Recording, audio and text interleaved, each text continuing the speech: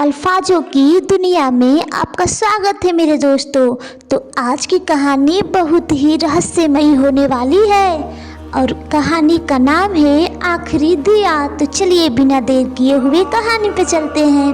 बरसों बाद अनन्या अपने पैतृक गांव लौटी थी। वही गांव जहां शाम ढलते ही हर घर के बाहर दिया जलता था, सिवाय एक घर के।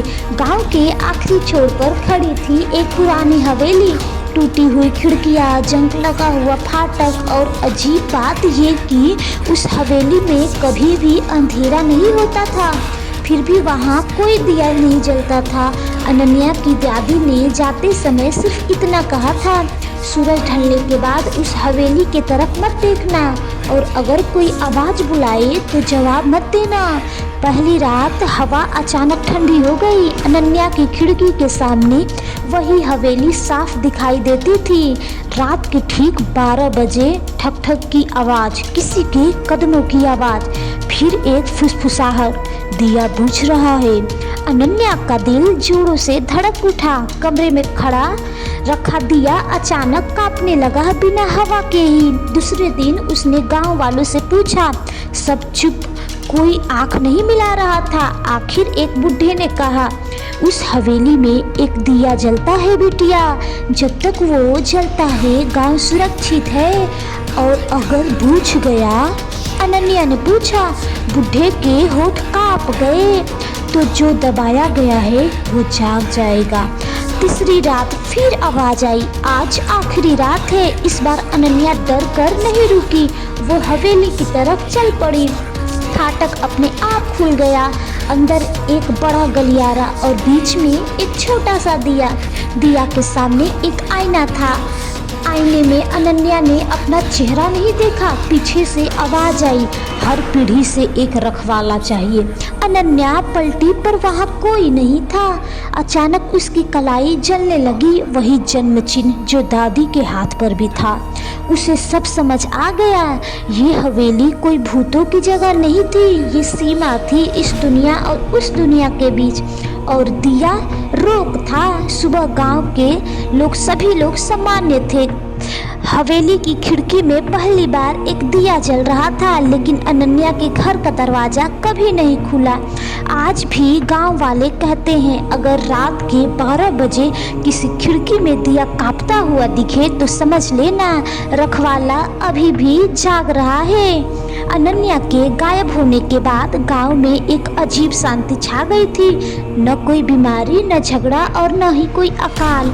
लेकिन हर रात 12 बजे हवेली के दिए की लौ नीली हो जाती थी। गांव के लोग कहते, जब दिया नीला जले तो रखवाला कुछ कहना चाहता है। अनन्या की छोटी बहन थी मीरा, जो ये सब देखकर डरती नहीं थी। उसे लगता था दीदी दिए में उसकी दादी माँ की आत्मा नहीं बल्कि उनकी कोई चेतना है। एक रात मीरा ने साहस करके कहा, दीदी अगर आप सुन सकती हो तो एक संकेत देना। उसी पल हवेली के दरवाजे अपने आप खुल गए। हवा तेज थी, लेकिन अंदर कदम रखते ही एकदम सन्नाटा। आईना अब भी वही था, पर इस बार उसमें अनन्या का चेहरा दिखाई दे रहा था। आंखें खुली थी पर पलकें नहीं झपक रही थी। आईने से आवाज आया, मैं यहाँ फंसी नहीं हूँ मीरा, मैं तो चुनी गई हूँ। मीरा रो पड़ी, पर क्यों आप ही क्यों हर बार? आईना धुंधला हो गया और फिर सच सामने आया। ये हवेली हर 27 साल में एक रखवाला मांगती है। रखवाला मरता नहीं था, वो समय से बाहर चला जाता था। वो न तो जिंदा था और न ही मरा हुआ होता था। उसका काम था उस डर को रोकना जो इंसानों की लालच, हिंसा और नफरत से पैदा होती है। अनन्या की दादी उससे पहले की रखवाली थी और अब अनन्या।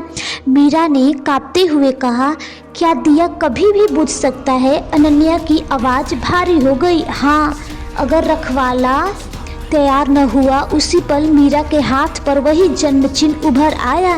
दिया जोर से कांपा। अनन्या चिल्लाई, नहीं, अभी नहीं।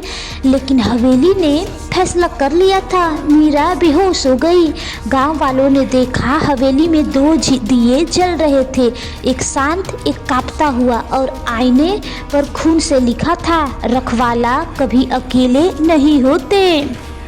उसके बाद उस सुबह गांव में कोई पक्षी नहीं चहचहा रही थी। हवाएं भारी थी, जैसे सांस लेना भी किसी के लिए बोझ से कम न था। हवेली में अब 2 दिए जल रहे थे, एक स्थिर, दूसरा कांपता हुआ। गांव के बुजुर्ग समझ गए, जब 2 दिए जले तो समझो सीमा कमजोर हो रही है।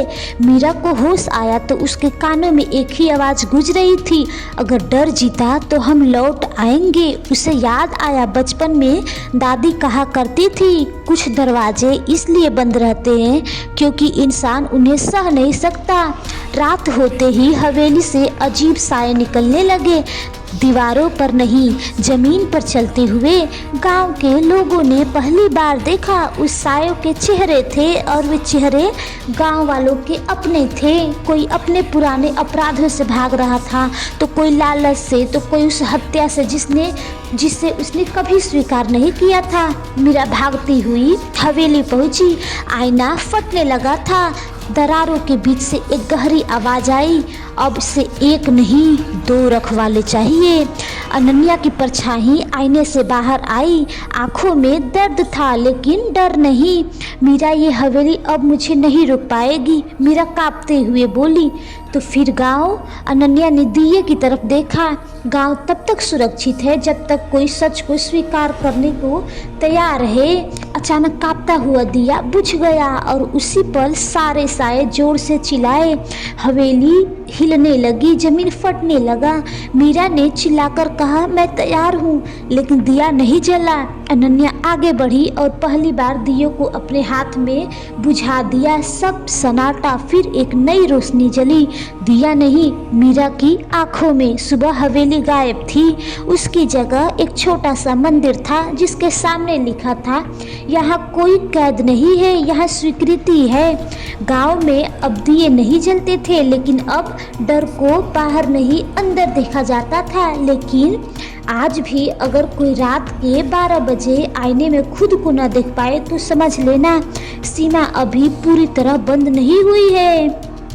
तो मेरे दोस्तों, कैसी लगी आपको कहानी, हमें कमेंट में बताइए। और ये भी बताइए कि इस कहानी को सुनने से आपको क्या सीख मिली है। तो मिलते हैं नेक्स्ट वीडियो में। Bye bye.